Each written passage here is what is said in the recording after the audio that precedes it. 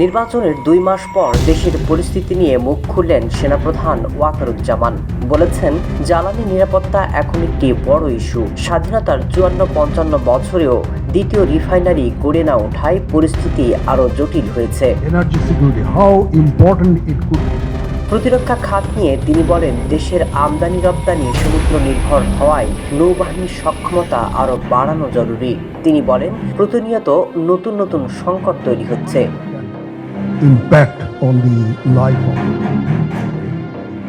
Iran, যুক্তরাষ্ট্র বা Israel সংশ্লিষ্ট উত্তেজনা এবং হরমুজ প্রণালীর মতো গুরুত্বপূর্ণ অঞ্চলের সংকট সরাসরি জ্বালানি সরবরাহে প্রভাব ফেলছে, যার প্রভাব পড়ে সাধারণ মানুষের জীবনে।